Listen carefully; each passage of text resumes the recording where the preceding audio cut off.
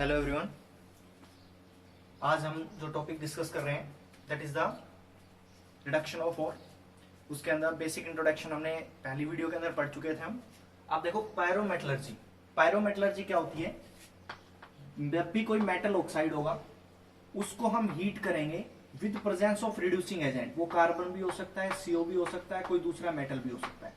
तो उसके बाद रिडक्शन के बाद मेरे को मेटल मिलेगा और जो भी आपके पास दूसरा CO है तो CO2 निकल जाएगा, CO है तो CO2 निकल जाएगा, दूसरा मेटल है तो उसके साथ ही ऑक्साइड चला जाएगा। यानी कि पायरोमेटलर्जी क्या है? Pyrometallurgy is a process of extracting metal from metal oxide by heating it with a reducing agent. अगर रिड्यूसिंग एजेंट हम कार्बन एंड CO यूज करते हैं तो इस प्रोसेस को हम बोलते हैं स्मेल्टिंग। यानी कि अगर मेटल ऑक्साइड को हम हीट करते हैं with reducing agent carbon and CO, then this process is known as smelting। अब देखो मेरे दिमाग में क्वेश्चन है बहुत सारे कि जैसे सबसे पहली बात तो ये कि ये रिड्यूसिंग एजेंट क्यों डाले, ये रिड्यूसिंग एजेंट हमने क्यों डाले इसके अंदर। दूसरी बात, जैसे क्या हम इसको डायरेक्ट MO को हीट करके direct metal plus oxygen remove नहीं कर सकते क्या? एक क्वेश्चन ये है। दूसरा क्वेश्चन ये है मेरे पास कि कार्बन, CO या कोई और मेटल, इनमें से किसका हम यूज करें, कौन बेटर रिड्यूसिंग एजेंट होगा। इन सारी बातों को पता लगाने के लिए हम थर्मोडायनामिक प्रिंसिपल ऑफ मेटलर्जी पे जाते हैं, that is the Ellingham diagram. Ellingham diagram एक समझने वाला टॉपिक है और सबसे ज्यादा प्रॉब्लम स्टूडेंट को इसी के अंदर आती है। तो इस वीडियो को लास्ट तक देखना, इसमें सारे पॉइंट आपके क्लियर होंगे। पहली बात तो ये, सबसे पहला पॉइंट कि एलिंगम डायग्राम है क्या, यानी कि थर्मोडायनामिक प्रिंसिपल ऑफ मेटलर्जी है क्या। देखो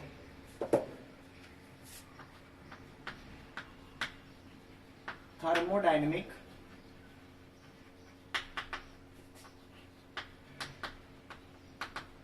प्रिंसिपल ऑफ मेटलर्जी, या मैं बोलूं एलिंगम डायग्राम।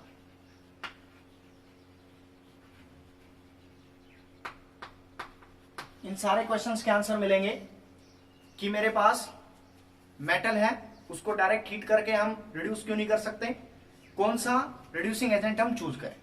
तो ये सारी चीजें देखेंगे हम एलिंगम डायग्राम के अंदर। सबसे पहले तो देखो गिब्स हेल्महोल्ट्ज इक्वेशन आपने पढ़ी है थर्मोडायनेमिक्स के अंदर, delta G not is equal to delta H not minus T delta S not. ये हम पहले भी डिस्कस कर चुके हैं तो इस पे ज्यादा टाइम नहीं लगाएंगे। डेल्टा G आपको पता है गिब्स फ्री एनर्जी है, स्टैंडर्ड गिब्स फ्री एनर्जी। अगर डेल्टा G नॉट की वैल्यू नेगेटिव आती है तो हम बोलते हैं जो प्रोसेस है वो कैसी है, स्पॉन्टेनियस। रिएक्शन है वो कैसी है, स्पॉन्टेनियस, अपने आप हो रही है।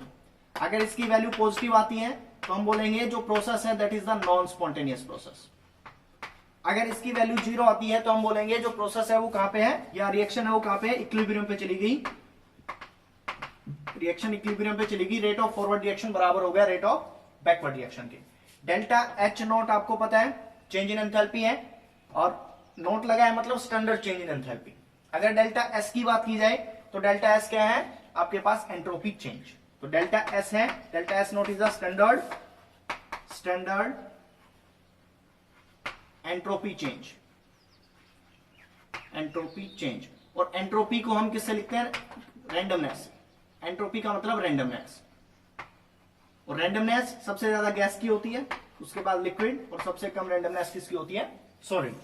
ये बातें हमें पहले से पता है, इनका हम यूज करेंगे और एलिंगम डायग्राम बनाते हैं। एलिंगम डायग्राम बेसिकली है क्या, तो देखो बोर्ड पे लिखा हुआ है एलिंगम डायग्राम क्या है। एलिंगम डायग्राम एक प्लॉट है किस किस के बीच में, delta G not F formation of oxide of metal और वर्सेस टेम्परेचर। यानी कि एक प्लॉट है किस किस के बीच में, delta G versus T। Delta G not formation of oxide versus T का प्लॉट है। इसके अंदर आप देख पा रहे हैं बहुत सारी लाइनिंग दी हुई है। अब इसके अंदर क्या है कि ये मेटल है, इसने ऑक्साइड बनाया, O2 के साथ रिएक्ट किया और मेटल का ऑक्साइड बना दिया। ऐसी बहुत सारी मेरे पास लाइन है। अब एक क्वेश्चन यहां से भी अराइज हो गया कि ये लाइन आई कैसे। ये जो भी आपके पास कोई पॉजिटिव स्लोप है, किसी का नेगेटिव स्लोप है, तो ये लाइन कैसे आई इसको हम डिस्कस करेंगे। उससे पहले सबसे पहले देखो मैं यही बता देता हूं ये ग्राफ बना कैसे, मतलब ये ग्राफ कैसे बना। उसके बाद हम ये बात करेंगे किस मेटल को हम डायरेक्ट हीटिंग के बाद मेटल में कन्वर्ट कर सकते हैं, किस मेटल ऑक्साइड को। और उसके बाद थर्ड पॉइंट हम डिस्कस करेंगे कि चॉइस ऑफ रिड्यूसिंग एजेंट, कौन सा रिड्यूसिंग एजेंट डाला जाए। तो सबसे पहले देखो मैं इसको एक बार सिंप्लिसिटी के लिए ड्रॉ कर लेता हूं यहां पे, डेल्टा जी नॉट और टेम्परेचर। ठीक है, मैंने क्या किया, यहां से मैं 3 रिएक्शन लिखता हूं। जैसे ये रिएक्शन उठाता हूं मैं, C plus O2 gives to CO2। दूसरे वाली ये रिएक्शन उठाता हूं, twice of C plus O2 gives to twice of CO, and third is the twice of CO plus O2 gives to twice of CO2। इनको one by one study करेंगे। सबसे पहले मैंने इक्वेशन उठाई C plus O2 gives to CO2। अगर इसके अंदर देखा जाए तो कार्बन सॉलिड होगा, oxygen gas and CO2 gas. मैं प्लॉट करना सीख रहा हूं कि ये जो इक्वेशन है, इस इक्वेशन को इस ग्राफ में कैसे प्लॉट किया गया, ये कैसे आई, ये सीख रहे हैं हम। तो सबसे पहले देखो C plus O2 gives to CO2। अब इसके अंदर देखा जाए तो अगर मैं डेल्टा S निकालता हूं, change in entropy, delta Ng निकालो। सबसे पहले डेल्टा Ng निकालेंगे तो देखो क्या होगा, डेल्टा Ng निकालेंगे मतलब number of moles of gas, वो किसके बराबर होता है, number of mole of gas off in product minus number of gases mole of reactant. तो यहाँ पे 1, सबसे पहले देखो बैलेंस है तो 1 माइनस 1 यानी कि 0। डेल्टा Ng कितना आ गया, 0। अगर डेल्टा Ng 0 आया, इसका मतलब यह हुआ कि जो डेल्टा S रैंडमनेस है, एंट्रोपी चेंज है, वो कितना है, 0। एंट्रोपी चेंज 0 यानी कि मैं लिख सकता हूं डेल्टा S की वैल्यू कितनी हो गई, 0। तो एक बात ध्यान देना आप कि मैंने अभी एक इक्वेशन लिखी थी, delta G not is equal to delta H minus T delta S। अगर डेल्टा S 0 होगा तो ये वाली वैल्यू 0 के बराबर, और ये आपके पास डेल्टा जी नॉट बराबर हो गया डेल्टा H। अगर इस इक्वेशन को मैं एक स्ट्रेट लाइन इक्वेशन से कंपेयर करूं, y is equal to mx plus C. देखो y एक्सिस पे डेल्टा जी रखा हुआ है, x एक्सिस पे मैंने टेम्परेचर रखा है, x एक्सिस पे ये रहा टेम्परेचर। ठीक है, अब इसके अंदर देखो c इंटरसेप्ट बताएगा और m क्या बताएगा, स्लोप। अब स्लोप तो कितना है, 0। स्लोप 0 है मतलब जो इंटरसेप्ट होगा डेल्टा H होगा, उसी के बराबर क्या हो जाएगा, डेल्टा G। यानी कि एक इंटरसेप्ट, ये जो लाइन आएगी इसका स्लोप कितना रहेगा, 0, क्योंकि डेल्टा S क्या है, 0। तो आप देख पा रहे हैं ये एक स्ट्रेट लाइन है, किसके लिए है ये फॉर्मेशन ऑफ CO2 है from carbon, C plus O2 gives to CO। तो पहली लाइन हमने प्लॉट की, ठीक है, इसको मैं 1 नाम दे देता हूं। दूसरी बात, अगर मैं दूसरी लाइन की बात करता हूं, देखो दूसरी लाइन मैंने उठाई यहां से, दूसरी लाइन में उठा लेता हूं, ट्वाइस ऑफ CO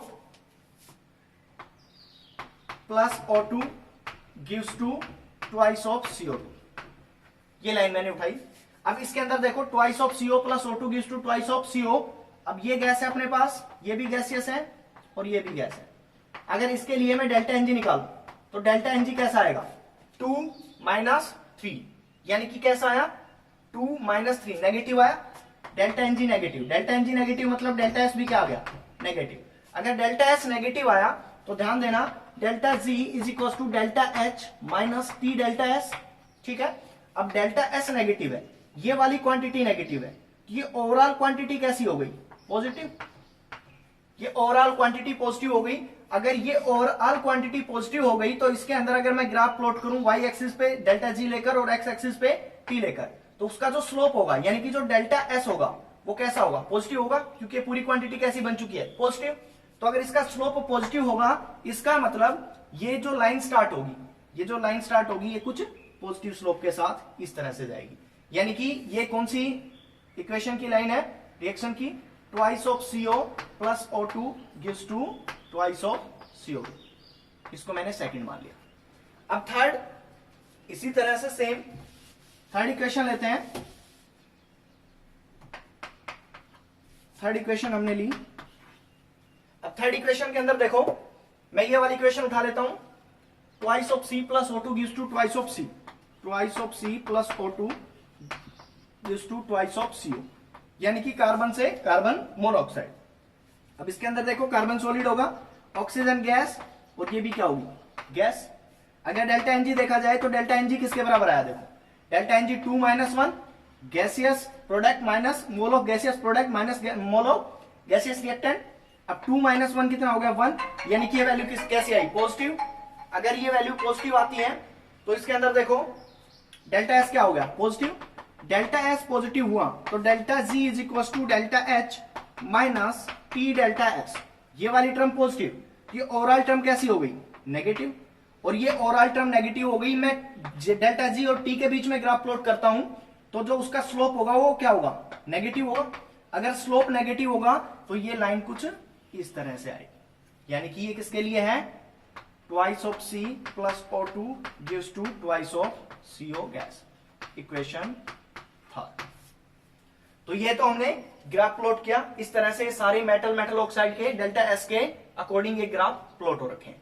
दूसरी बात, कुछ आप ग्राफ देख रहे हो, कुछ लाइन देख रहे हो जिसके अंदर क्या हुआ है, यहां से एकदम से जो स्लोप है वो चेंज हो गया, इस पॉइंट के बाद इस टेम्परेचर के बाद स्लोप चेंज हो गया। स्लोप चेंज क्यों हुआ, तो इसलिए हुआ कि ये वाला जो पॉइंट है, इस पॉइंट के बाद आपके पास जो मेटल था उसने अपना फेज चेंज कर लिया, या जो भी आपके पास सब्सटेंस था उसने अपना फेज चेंज कर लिया। कैसे फेज चेंज कर लिया, जैसे मान लो पहले वो सॉलिड था तो उसके बाद लिक्विड में गया, या लिक्विड था तो उसके बाद गैस में गया। तो अब देखो गैस में गया तो रेंडमनेस बढ़ेगी, यानी कि डेल्टा एस की वैल्यू इंक्रीज होगी। अगर डेल्टा एस की वैल्यू इंक्रीज होगी तो स्लोप भी क्या हो जाएगा सडन इंक्रीज हो जाएगा। तो ये आपके पास जो ये ब्रेक आए हैं, या मैं बोलूं सडन जो स्लोप इंक्रीज हुआ है, उसका कारण क्या है फेज का चेंज होना, कि इस पॉइंट के बाद जो भी आपने मेटल लिया था उसने अपना फेज चेंज कर लिया। अब फेज चेंज कर लिया तो डेल्टा एस की जो आपके पास वैल्यू है, डेल्टा एस की वैल्यू है वो पॉजिटिव आएगी, यानी कि डेल्टा एस ज्यादा हो गया, डेल्टा एस एंट्रोपी ज्यादा होगी, रेंडमनेस ज्यादा होगी, तो स्लोप का जो आपके पास कर्व थी उसका स्लोप पॉजिटिव चला गया और सडन इंक्रीज हो गया। ये तो हमारे पहले क्वेश्चन का आंसर था। कौन सा क्वेश्चन, कि ये ग्राफ प्लॉट कैसे किया गया। सेकंड क्वेश्चन था मेरा कि क्या मैं डायरेक्ट मेटल को हीट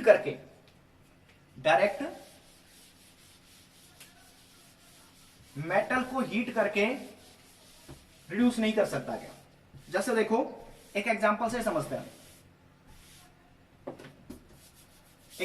समझते हैं कि मेरे पास कोई भी मेटल ऑक्साइड है, अगर मैं इसको डायरेक्ट हीट करूं तो ये मेटल में कन्वर्ट हो जाए, साथ में ऑक्सीजन गैस इवॉल्व करवा दे, ये भी तो क्या हुआ रिडक्शन हुआ, इसमें कोई रिड्यूसिंग एजेंट की जरूरत नहीं पड़ी। तो हम डायरेक्ट हीटिंग से रिडक्शन करवा सकते हैं या नहीं करवा सकते, इस बात को समझते हैं। देखो इस बात को कैसे समझेंगे, इसी से समझेंगे एलिंगम डायग्राम से। ये डेल्टा जी और ये टेम्परेचर के बीच में ग्राफ है। अब देखो डेल्टा जी ये इस साइड इंक्रीज हो रहा है, इस साइड इंक्रीज हो रहा है। मैं मान लेता हूं यहां पे इसकी वैल्यू नेगेटिव से स्टार्ट हुई, -1100 किलो जूल पर मोल से स्टार्ट हुई, और ये मैं मानता हूं 0, डेल्टा जी 0। अब कोई भी मेटल है अपने पास, अगर कोई मेटल है और उसका कर्व कुछ इस तरीके का है, जैसा कि ये सारे पॉजिटिव स्लोप के साथ जा रहे हैं, तो इसका कर्व कुछ इस तरीके का है। अगर इस तरीके का कर्व है तो दो रीजन बने, देखो ये जहां पे इस 0 को कट कर रहा है, इसको मैं टेम्परेचर T1 मान लेता हूं, ठीक है। अब देखो दो हमारे यहां रीजन बने, region A and region B. अब ध्यान से सुनना एक बात मेरी, कि ये मेरे पास कर्व है किसकी, मेटल के ऑक्साइड की फॉर्मेशन की, यानी कि metal plus O2 gives to MO, ये है हाफ O2, मैं इसको लिख लेता हूं। ये आपके पास मेटल ऑक्साइड की फॉर्मेशन की कर्व है, तो मैं इसको लिख सकता हूं, देखो रीजन ए रीजन के अंदर क्या हुआ, ए रीजन के अंदर अपने पास मेटल है plus half oxide gives to metal oxide. अब ये जो मेटल ऑक्साइड है इसके अंदर ये इस वाले रीजन के अंदर है, और ये वाला इस वाले रीजन के अंदर डेल्टा जी क्या है नेगेटिव, इस वाले रीजन के अंदर डेल्टा जी नेगेटिव और ऊपर वाले रीजन के अंदर डेल्टा जी पॉजिटिव। तो अगर डेल्टा जी नेगेटिव है, delta ji formation of oxide is negative, मतलब ये रिएक्शन कैसी है स्पॉन्टेनियस, तो ये प्रोसेस हो गई आपके पास स्पॉन्टेनियस, ठीक है। अगर मैं बात करता हूं, देखो मेरे को क्या करना था, लेकिन मेरे को मेटल ऑक्साइड से मेटल कन्वर्ट करना था, मतलब इसकी रिवर्स रिएक्शन। अगर इसको रिवर्स करता हूं तो metal oxide gives to metal plus half O2। अगर मैं डेल्टा जी डिसोसिएशन, इसका डिसोसिएशन देखता हूं तो थर्मोडायनेमिक्स के अकॉर्डिंग फैसला पढ़ा था आपने 11th क्लास के अंदर थर्मोकेमिस्ट्री में, उसमें जब किसी रिएक्शन को रिवर्स कर देते हैं तो एनर्जी है वो उसका मैग्नीट्यूड सेम होता है, बस साइन चेंज हो जाता है। इसका मतलब अगर मैं फॉर्मेशन के अंदर ये डेल्टा जी नेगेटिव है तो डिसोसिएशन के अंदर डेल्टा जी क्या हो जाएगा पॉजिटिव, मतलब आपके पास प्रोसेस कैसी हो गई नॉन स्पॉन्टेनियस। Non spontaneous. इसका मतलब ये हुआ इस टेम्परेचर से नीचे ये वाला ए रीजन लाई करता है, तो ए रीजन के अंदर हम क्या नहीं कर सकते, इस मेटल ऑक्साइड को इसके अंदर कन्वर्ट नहीं कर सकते, क्योंकि ये प्रोसेस कैसी है, नॉन स्पॉन्टेनियस। अगर मैं इससे आगे बात करता हूं रीजन बी, रीजन बी, अब रीजन बी के अंदर देखो ये वाली कर्व सेम कर्व है। अगर इस वाली कर्व की बात करता हूं m plus O2 gives to MO, तो इसके लिए डेल्टा जी ऑफ फॉर्मेशन ये पॉजिटिव है, क्योंकि डेल्टा जी नॉट यहां पे 0 हो चुका, उससे ऊपर क्या जाएगा, पॉजिटिव आएगा, क्योंकि इस साइड बढ़ रहा है इस एक्सिस पे, तो डेल्टा जी फॉर्मेशन की वैल्यू हो गई पॉजिटिव। अगर इसकी वैल्यू पॉजिटिव हुई इसके बाद, तो इसका मतलब ये वाली reaction formation of oxide non spontaneous हो गया। तो फिर क्या होगा, डिसोसिएशन, इससे उल्टी रिवर्स रिएक्शन लिखता हूं डिसोसिएशन की, MO gives to M plus O2, delta G dissociation, तो वो क्या होगी, नेगेटिव। मतलब ये प्रोसेस कैसी होगी, स्पॉन्टेनियस। कंक्लूजन क्या निकला, कंक्लूजन ये निकला कि देखो मेरे को क्या करना था, मेटल ऑक्साइड को मेटल में कन्वर्ट करना था, तो मेटल ऑक्साइड को अगर मेटल में कन्वर्ट करता हूं तो इस टेम्परेचर, इस T1 टेम्परेचर से नीचे तो ये कन्वर्ट नहीं होगा, प्रोसेस कैसी, नॉन स्पॉन्टेनियस। लेकिन इस टेम्परेचर के ऊपर मैं इसको क्या कर सकता हूं, डिसोसिएट कर सकता हूं, और जब ये डिसोसिएट हो जाएगा प्रोसेस कैसी है, स्पॉन्टेनियस। अब इसका मतलब ये हुआ देखो कि हम मेटल ऑक्साइड को मेटल में कन्वर्ट कर सकते हैं, लेकिन एक डेफिनेट टेम्परेचर के बाद, एक डेफिनेट टेम्परेचर के बाद हम इसको क्या कर सकते हैं, मेटल के अंदर कन्वर्ट कर सकते हैं। मतलब ये हुआ थ्योरेटिकली ये पॉसिबल है कि हम मेटल ऑक्साइड को हीट करें और उससे मेटल अलग हो जाए, थ्योरेटिकली पॉसिबल है। लेकिन एक बात ध्यान देखना, इस कर्व को देखना आप, इस कर्व के अंदर अगर मैं आयरन की बात करता हूं, तो अगर आयरन की बात की जाए तो देखो आयरन की कर्व ये वाली है, ये कर्व ऊपर जाएगी, और जाने के बाद ये इस टेम्परेचर के बाद जो आपके पास ऊपर कर्व गई, यानी कि FeO की अगर मैं बात करता हूं, या ZnO की बात कर लेता हूं, ZnO की बात करूं, अगर मैं इसको हीट करूं तो Zn प्लस O2 मिलना चाहिए, लेकिन ये हमें किस टेम्परेचर पे मिलेगा, जिस टेम्परेचर पे ये वाली कर्व इस वाली कर्व को टच करेगी, कट करेगी। अब ये कट कब करेगी, जब टेम्परेचर बहुत ज्यादा होगा। यानी कि कहने का मतलब ये हो गया कि ये थ्योरेटिकली पॉसिबल है, लेकिन उसके लिए टेम्परेचर बहुत ज्यादा देना पड़ेगा, अप्रोक्सीमेटली 2000 डिग्री सेल्सियस के आसपास, 2000 डिग्री सेल्सियस के आसपास आयरन ऑक्साइड या जिंक ऑक्साइड, मतलब एक हाई टेम्परेचर के ऊपर इनका ऑक्साइड मेटल के अंदर कन्वर्ट होगा। तो ये बात, तो अब इसको ऐसे समझो, देखो प्रैक्टिकली ये पॉसिबल नहीं है। क्यों पॉसिबल नहीं है, कि आपके पास मान लो जिंक ऑक्साइड था, उसको आपने इतना हीट किया, इतना सारा फ्यूल खर्च कर दिया, लेकिन जो एट लास्ट आपको आयरन या जिंक मिला उसकी क्वांटिटी बहुत कम मिली। तो मतलब ये हुआ कि जो आपने आयरन निकाला, एक्सट्रैक्ट किया, उससे ज्यादा तो आपने एक्सपेंस कर दिया। अगर उससे ज्यादा खर्चा कर दिया तो इंडस्ट्रियली ये पॉसिबल नहीं है, इससे अल्टीमेटली मेटल है वो महंगा हो जाएगा। तो थ्योरेटिकली तो पॉसिबल है, लेकिन प्रैक्टिकली पॉसिबल नहीं है। प्रैक्टिकली पॉसिबल है उन मेटल्स के लिए जिनकी कर्व बहुत कम टेम्परेचर के ऊपर इस डेल्टा जी जीरो वाली कर्व को कट कर देती है, और वो लगभग दो ही मेटल है, एक तो आपके पास Hg और एक Ag, सिल्वर और मरकरी। इनका जो इनके ऑक्साइड है, जैसे HgO है, अगर इसका ऑक्साइड को मैं हीट करूं तो अप्रोक्सीमेट 350 डिग्री सेल्सियस पे ही Hg अलग हो जाता है, Hg अलग हो जाता है। इसका मतलब ये हुआ कि इसके लिए टेम्परेचर, ये वाली कर्व Hg की कर्व है, ये बिल्कुल यहां पे होती है, और ये इसको कट कर देती है अप्रोक्सीमेट 350 डिग्री सेल्सियस पे।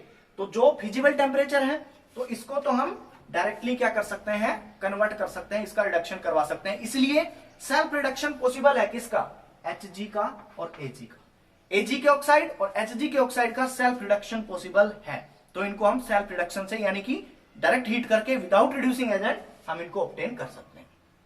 बात नंबर 2, दो क्वेश्चन के आंसर मिले हमें। पहले वाला ये करवाई कैसे, दूसरा क्वेश्चन था क्या मेटल के ऑक्साइड को हम डायरेक्ट हीटिंग से मेटल में कन्वर्ट कर सकते हैं, थ्योरेटिकली कर सकते हैं, प्रैक्टिकली सब मेटल को नहीं कर सकते, क्योंकि टेम्परेचर बहुत हाई होता है और एक्सपेंस बहुत ज्यादा लग जाता है। ठीक है, अब थर्ड पॉइंट, ठीक है, तो हम उनको प्रैक्टिकली कैसे रिड्यूसिंग एजेंट डालें, यानी कि रिड्यूसिंग एजेंट डाल के हम मेटल को लेते हैं, तो कौन सा रिड्यूसिंग एजेंट डालें, क्वेश्चन उठ रहा है कि कौन सा रिड्यूसिंग एजेंट डालें, कौन सी मेटल डालें, कार्बन डालें या CO डालें, ताकि आपके पास मेटल ऑक्साइड मेटल में कन्वर्ट हो जाए। तो इस बात को समझने के लिए आगे देखें, अब हम थर्ड क्वेश्चन का आंसर जानना चाह रहे हैं कि कौन सा रिड्यूसिंग एजेंट हम ऐड करें, यानी कि रिड्यूसिंग एजेंट की चॉइस वो भी हमें एलिंगम डायग्राम बताएगा।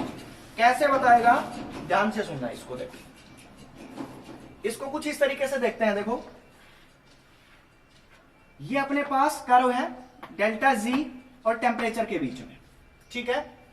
मैं मान लेता हूं कि जैसे ZNO है, अभी हमने देखा था ZNO का सेल्फ रिडक्शन प्रैक्टिकली पॉसिबल नहीं है, बहुत ज्यादा टेम्परेचर की जरूरत पड़ती है। तो हम क्या करें, मैं मान लेता हूं कि इसके अंदर मैंने कार्बन डाल दिया। जब मैंने कार्बन रिड्यूसिंग एजेंट डाला तो मेरे पास बन जाएगा Zn प्लस CO, यही बनेगा। अब Zn प्लस CO बन गया, ये आपके पास क्या है, रिड्यूसिंग एजेंट, ठीक है। अब ये रिड्यूसिंग एजेंट है, तो देखो ये रिड्यूसिंग एजेंट मैंने क्यों चूज किया, ये सारी चीजें हम एलिंगम डायग्राम से समझते हैं। देखो सबसे पहले जिंक से ZNO वाली कर्व, ऑक्साइड वाली कर्व उठाते हैं, तो वो कर्व कुछ इस तरह की है। कहां से कहां, Zn से लेकर Zn plus O2 gives to Zn। मैं बैलेंस नहीं कर रहा हूं, देखो ये मैंने एक कर्व उठा ली। दूसरी बात, अब मैं कार्बन वाली कर्व उठाता हूं जिसमें कार्बन CO में कन्वर्ट होता है। कार्बन CO में कन्वर्ट होता है, वो कर्व कुछ इस तरह की है, जिसके अंदर कार्बन ऑक्सीजन लेकर CO के अंदर कन्वर्ट हो गया। अब ध्यान से समझना इस बात को, ये वाला जो टेम्परेचर है जिसपे कट कर रहा है, इसको मैं T1 मान लेता हूं, ठीक है। अब देखो दो रीजन बने मेरे पास, अलग अलग स्टडी करते हैं, region A and region B। वही बात, मैं सबसे पहले रीजन A की बात करता हूं। रीजन A, अगर रीजन A के अंदर देखा जाए तो मैं इस वाली कर्व की रिएक्शन होगी zinc plus O2 gives to zinc oxide. अब देखो ये डेल्टा जी है, और मेरे को पता है जब मैं यहां से ऊपर जा रहा हूं तो डेल्टा जी की वैल्यू इंक्रीज कर रही है। इस कर्व के लिए यहां पे, ये यहां से यहां तक की कर्व के लिए मैं मान लेता हूं, किसी भी पॉइंट के ऊपर मैं मान लेता हूं कि इसका डेल्टा जी x1 है, इसका डेल्टा जी x2 है, ये मैंने x3 मान लिया, और ये मैंने मान लिया x4, ये मैंने माना x4। अब ध्यान से देखना एक बात, इन दोनों को कंपेयर करूं, x1 की वैल्यू बढ़ी है x2 की, x1 की वैल्यू बढ़ी, तो हम बोलेंगे x1 will be greater than x2। कहां तक, इस टेम्परेचर से पहले, इस टेम्परेचर से पहले ये वाली कर्व ऊपर है x1 वाली, इसका मतलब x1 बड़ा है किससे, x2 से, और x1 क्या है, डेल्टा जी। अब इसके अंदर देखते हैं, इसके अंदर देखें तो इस टेम्परेचर के बाद, यानी कि T1 टेम्परेचर के बाद अपने पास x4 की वैल्यू, x3 की वैल्यू बड़ी होगी और x4 की वैल्यू छोटी होगी। ये बात हमने पढ़ी। अब यहां पे अप्लाई करते हैं इसको। देखो रीजन ए के अंदर, रीजन ए के अंदर zinc plus O2 gives to ZNO, zinc O2 gives to ZNO, यानी कि इसका डेल्टा जी x2 है, तो delta G is equal to x2 मान लिया, ठीक है।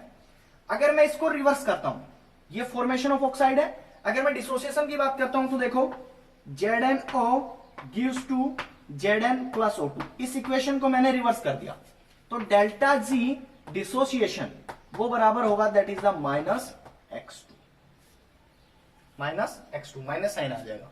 अब देखो नेक्स्ट इज द कार्बन, ये वाली कर्व है, इस वाली कर्व के लिए मैं लिखता हूं, ये वाली कर्व है कौन सी रिएक्शन के लिए, C plus O2 gives to CO, carbon monoxide, ठीक है।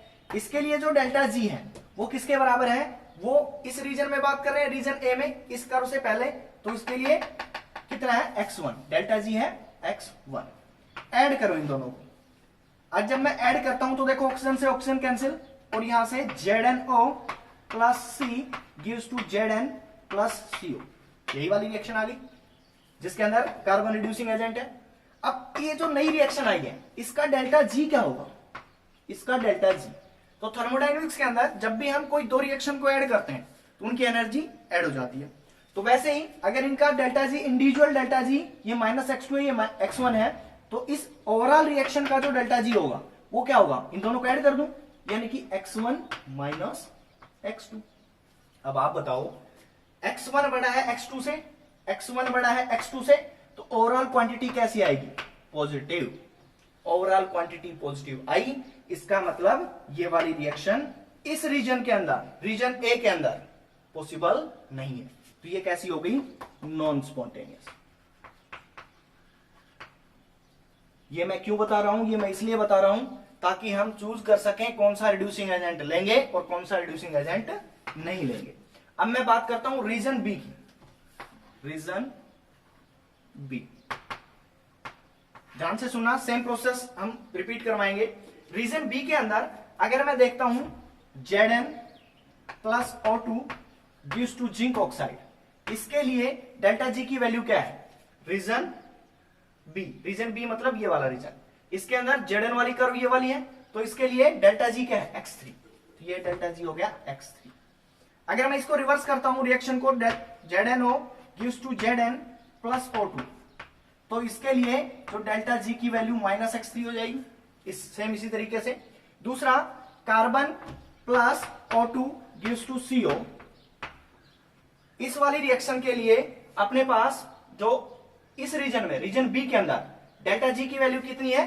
x4, तो डेल्टा जी हो गया आपके पास x4, डेल्टा जी हो गया x4।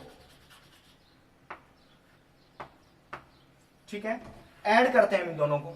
जब ऐड करेंगे तो देखो ऑक्सीजन से oxygen cancel, ZnO plus C gives to Zn plus CO।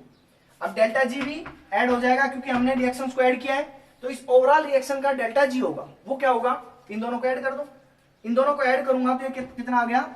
x4 minus x3। अब देखो x3 बड़ा है x4 से, x3 बड़ा है x4 से, इसका मतलब ओवरऑल वैल्यू कैसी आएगी? नेगेटिव। नेगेटिव आई तो मतलब प्रोसेस स्पॉन्टेनियस। अब बात आता है कंक्लूजन। इस राम कहानी का कंक्लूजन क्या निकला?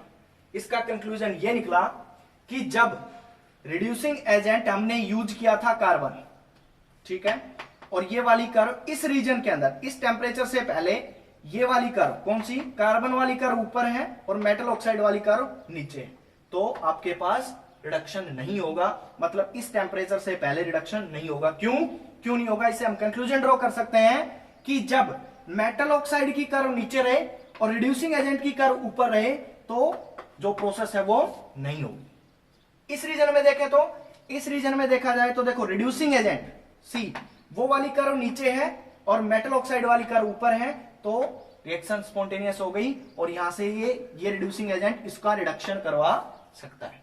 यानी कि ये मोस्ट इंपोर्टेंट पॉइंट है कि इनका कंक्लूजन सब यही निकला कि नीचे वाली कर्व अगर रिड्यूसिंग एजेंट का काम करती है तो ऊपर वाले मेटल ऑक्साइड की कर्व को से ऊपर वाली मेटल ऑक्साइड के कर्व है उनसे नीचे लाई करती है, तो मेटल ऑक्साइड को रिड्यूस करवा सकती है। यानी कि कंक्लूजन ये है एलिंगम डायग्राम का। वो देखो, ये सारी चीजें समझने की थी। अब इतनी सारी चीजें आपसे कोई नहीं पूछता, जो इंपॉर्टेंट है वो देखो क्या क्या है इसके अंदर। सबसे पहली बात, इंपॉर्टेंट पॉइंट क्या है? एलिंगम डायग्राम क्या है? तो एलिंगम डायग्राम में एक प्लॉट है किस किस के बीच में? Between delta G formation of oxide, delta G formation of oxide, formation of oxide versus temperature. ठीक है, उसके बाद सेकंड पॉइंट, इसके अंदर जो ये आपके पास प्लॉट है, इसके अंदर, इस प्लॉट के अंदर स्ट्रेट लाइन थी, स्ट्रेट लाइन आती है सारी की सारी, और स्ट्रेट लाइन का स्लोप सडनली चेंज हो जाता है। इसका मतलब ये हुआ कि वहां पे फेज चेंज हुआ है, फेज चेंज हुआ है, इसलिए ये आपके पास क्या हुआ है? स्लोप के अंदर चेंज आया है। थर्ड और मोस्ट इंपोर्टेंट पॉइंट, थर्ड और मोस्ट इंपोर्टेंट पॉइंट वो क्या होगा? ये होगा कि आपके पास अगर जो मेटल है, जो मेटल है, अगर जो रिड्यूसिंग एजेंट है उसकी कर्व नीचे है और मेटल ऑक्साइड की कर्व ऊपर है, तो वो जो मेटल, जो रिड्यूसिंग एजेंट है वो मेटल ऑक्साइड को रिड्यूस करवा सकता है। यानी कि हम बोल सकते हैं a metal present below in Ellingham diagram can reduce the metal oxide which is above in Ellingham diagram. यानी कि आप ये लिख सकते हो a metal which is a metal curve which is below in Ellingham diagram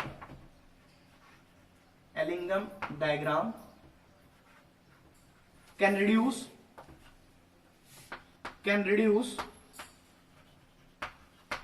the metal oxide which are above this curve। यानी कि conclusion ये है, देखो इस कर्व को देखकर मेरे को लग रहा है कि जो Mg है वो यहां से, अगर ये जिंक की कर्व है, ये आपके पास आयरन की कर्व है, ये कॉपर की कर्व है, तो जो Mg है ये एल्यूमिनियम है, वो इससे ऊपर वाली जितनी कर्व है उनके लिए रिड्यूसिंग एजेंट का काम कर सकता है।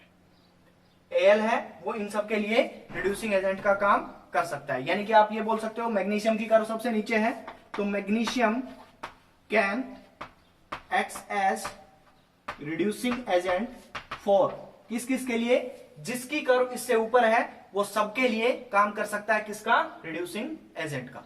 तो हम लिखेंगे magnesium can be used as reducing agent for ZnO, इससे ऊपर जिंक की कर्व है, FeO कॉपर की कर्व है, तो कॉपर के लिए भी, ये सबके लिए क्या कर सकता है, एल्यूमिनियम भी इससे ऊपर है तो Al2O3 के लिए भी ये काम कर सकता है एज ए रिड्यूसिंग एजेंट का। ओवरऑल कंक्लूजन ये लाइन है इस एलिंगम डायग्राम की, कि जो कर्व नीचे होगी वो रिड्यूसिंग एजेंट की तरह काम करेगी और ऊपर वाले जो मेटल ऑक्साइड है उनको रिड्यूस करेगी। तो इसलिए हमें एलिंगम डायग्राम की हेल्प लेनी पड़ेगी। इसमें एक पैट क्वेश्चन है, बहुत बार पूछा गया है जेई के अंदर भी, वो देखो, वो ये है,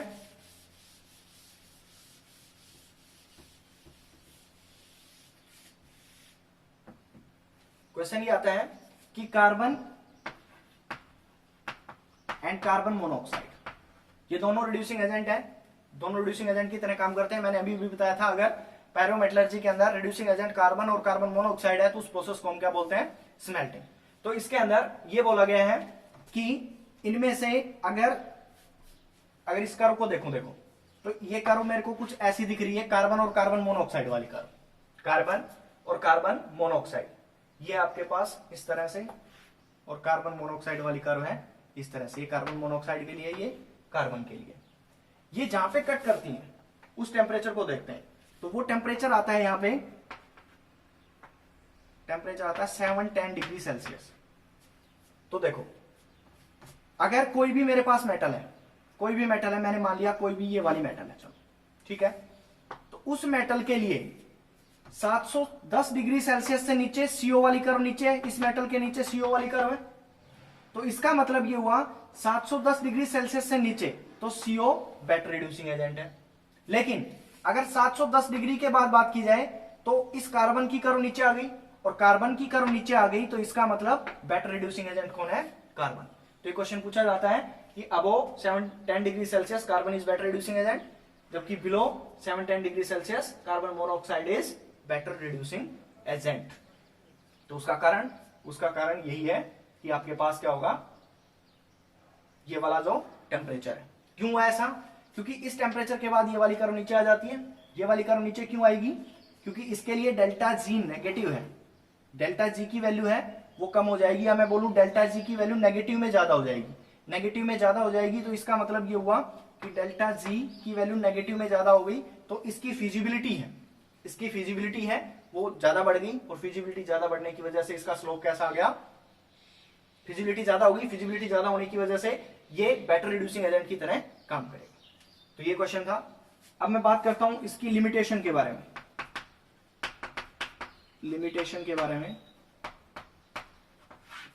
तो लिमिटेशन कैसे देखेंगे, देखो लिमिटेशन, सबसे पहली लिमिटेशन क्या है कि इसके अंदर आपने ध्यान दिया हो, मैंने डेल्टा जी नोट का यूज किया है, और आपने थर्मोडायनेमिक्स के अंदर पढ़ा है delta G not is equal to minus RT/ln(k), ये पढ़ा है।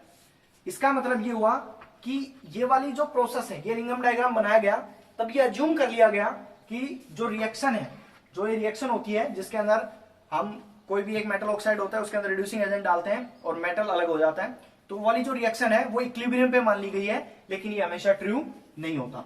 तो ये हम बोलेंगे लिमिटेशन के अंदर पहली लिमिटेशन कि in Ellingham diagram it is presumed that the reaction is at equilibrium, but it is not always true. Next, that is the second limitation. Second limitation ये है कि ये वाली जो एलिंगम डायग्राम है ये रिएक्शन की काइनेटिक्स के बारे में नहीं बताता। रिएक्शन की काइनेटिक्स का मतलब है कि ये स्पीड के बारे में नहीं बताता कि ये बता रहा है कि ये रिड्यूसिंग एजेंट काम करेगा, ये इसको रिड्यूस कर देगा इस मेटल ऑक्साइड को, लेकिन कितनी जल्दी करेगा, कितने टाइम में करेगा, ये नहीं बता पाता। इसलिए इसकी लिमिटेशन होगी कि does not tells about the kinetics of reaction. तो ये था एलिंगम डायग्राम।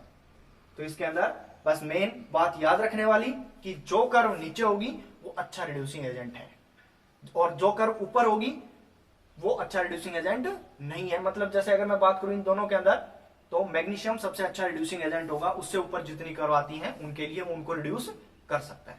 और ये आपने देख लिया कार्बन एंड कार्बन मोनोऑक्साइड के लिए बेटर रिड्यूसिंग एजेंट कौन, तो वो टेम्परेचर पे डिपेंड कर रहे हैं। इसकी कर्व इससे नीचे है, सीओ की कर्व नीचे है 7-10 डिग्री सेल्सियस ले, तो अच्छा रिड्यूसिंग एजेंट। और इसके बाद तो ये कार्बन अच्छा reducing agent, good reducing agent बन जाता है। तो ये ओवरऑल अपना क्या था, एलिंगम डायग्राम।